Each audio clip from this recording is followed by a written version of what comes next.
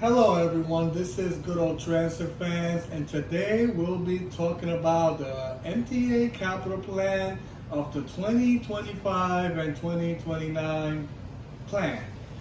The future rides with us, according to what the MTA says, folks. Alright. And again, the future rides with us once again. As it always does, huh?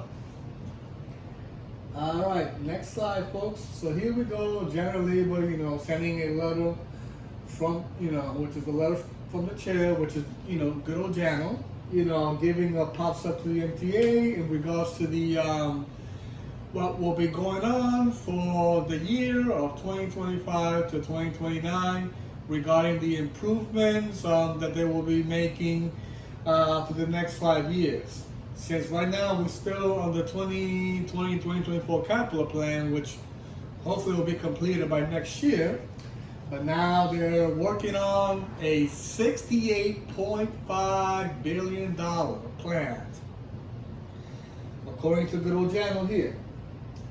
But good old Jano, Libra, was fighting for the MTA in regards to this capital plan. Alright, next slide, folks. So here's the table of contents, which will be explaining all the topics in regards to the capital plan of the 2025 and 2029, right? So you see it there. So basically in this content, we will be going through a lot of things.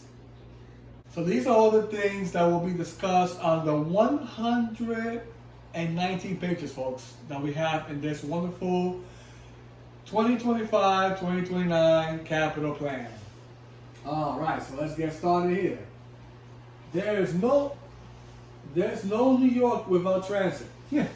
Well, I do agree with that, folks, because I'll tell you this: without the MTA transit, they ain't no New York. I mean, we'll be living the Stone Age time, basically, just relying on animals to ride us everywhere, basically. Yep.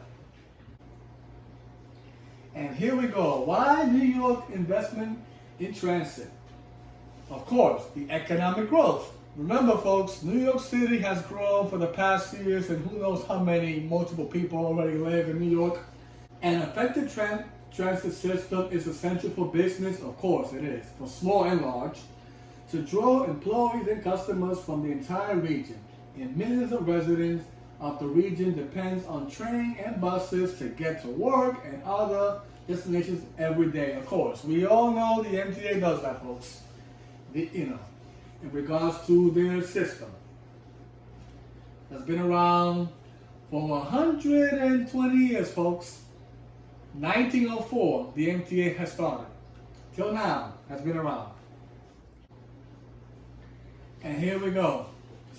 So these are the main focus right now on this slide I'll be talking about, which will be why New York invests in public transportation. Let's see why. Number one we got here is the affordability and opportunity.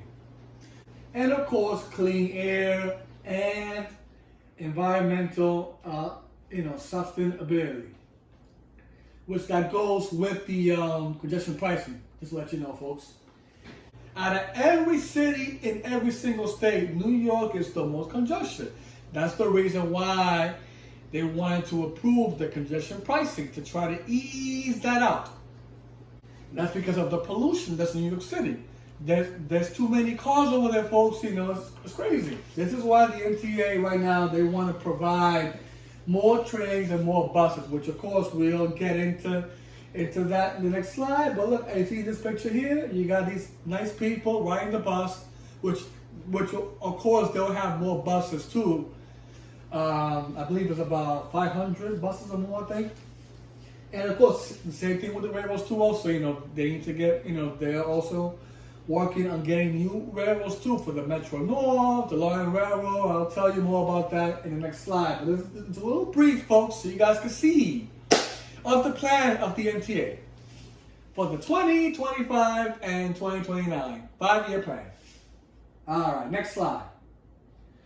A brief history of the MTA capital program. All right, so